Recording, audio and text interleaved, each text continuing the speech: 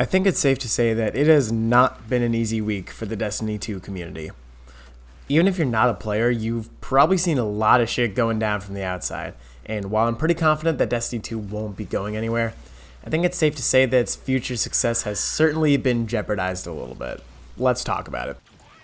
On Monday, October 30th, several Bungie employees began sending out social media posts stating that they had been laid off from their positions, including employees from both the Destiny 2 and Marathon teams. The video games industry has been seeing a spike of layoffs this year, and Bungie was no exception to that. When the dust presumably settled on Monday, an estimated 8% of Bungie staff was let go, which comes out to over 100 employees. This was only the surface, however. In an article by Bloomberg journalist Jason Schreier, more breaking news was seemingly confirmed.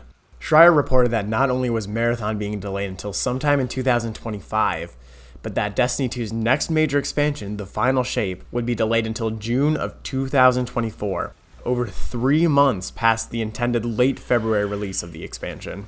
As of writing and recording the script, that information has yet to be confirmed by Bungie, and the Steam page for the Final Shape still lists a release date of February 27th, 2024. More accounts from former Bungie employees came out across the week. Anonymous stories of developers begging Bungie executives to focus on player sentiment, reports that the Final Shape was receiving good, not great feedback in testing, and even reports that some employees were laid off via email exclusively. Let's focus on those people for a second, the devs. The hardworking people that were let go by Bungie. These employees span across many different teams at Bungie, including art, player support, social media, and audio.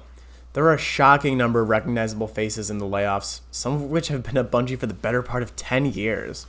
I wanted to take a moment to highlight some of these folks and shine a light on what they did at Bungie. Liana Rupert and Sam Bartley were the two community managers responsible for the NA region of Destiny 2. You'd often see these two writing twabs and replying directly to player issues via social media. They're also the ones who would take the brunt of criticism at times, as the primary face of Bungie's communication. Lorraine McLeese was also laid off. She was an art lead at Bungie and has been there for a really long time. You know how I know that? Because McLeese is credited with designing the original Halo logo over 20 years ago at Bungie. This next one stings quite a bit. Even if you don't know Michael Salvatore by name, you definitely know his work. Take a quick listen to this. Salvatore is responsible for a majority of the soundtrack compositions for Bungie, dating all the way back to the days of Halo. These are prominent and long-term employees that are being let go. Employees who have put blood, sweat, and tears into making Destiny 2 a better product for millions of players worldwide. Every single one of them deserves our praise for fighting for a better Destiny 2, and a few of them even deserve a few apologies for how they were treated by the community. In the wake of all this news, Bungie has mostly gone radio silent. Almost no updates on their social media accounts whatsoever. As of writing this, we didn't even know if we were going to be receiving a weekly TWAB update. We did in fact receive an update that day in the form of a short blog post from Bungie.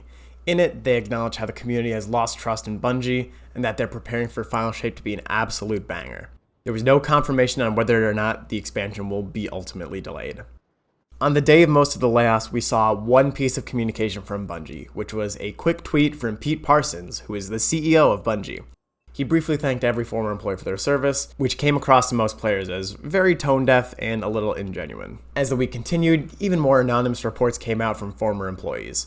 Apparently, financial projections have hugely failed to meet expectations on Final Shape pre-orders. It was also reported that due to the timing of the layoffs, former employees would receive reduced benefits than if they were fired even 2 days later on November 1st, as some of their benefits would expire at the end of the month. So, where are my thoughts on this? Firstly, I hurt for all of the developers that lost their jobs as a result of the layoffs. So many of these devs had a strong passion for Destiny 2, with many originating as players and community members in the first place. It's heartbreaking to see so many excited staff members lose their jobs, and I'm hoping that all of them land on their feet soon. On top of that, though, I want to extend that goodwill to all of the employees still at Bungie, all of whom just watched their coworkers get slashed in record time. I can only imagine how tense and pressured the atmosphere at Bungie must be right now, and with the reduced workforce, I'm hoping that their work environment doesn't take a nosedive for all those that remain. Going hand in hand, let's talk about the wonderful Bungie executives that made all this happen. Now look, I know the games industry has been suffering lately and that layoffs are sometimes unavoidable. However, when reports surfaced that executives didn't even consider something like taking a pay cut to protect their own employees, and that Parsons stated in a meeting that all the right people were left at Bungie. It doesn't exactly paint the company in a great light. In this case, actions speak incredibly louder than words, and no amount of tone-deaf tweets or anonymously signed blog posts can make me ignore these actions from the top of the ladder. On another note, I also don't think it really matters whether or not you continue to play Destiny 2. If you consider the actions of Bungie reprehensible to the point where you no longer wish to support them in the final shape, I feel like that's an acceptable response. I also feel that it's an acceptable response if you wish to see the end of the story through and continue to support the remaining developers at Bungie. I think the only unacceptable option is lambasting someone for their decision in this matter. Please keep it civil.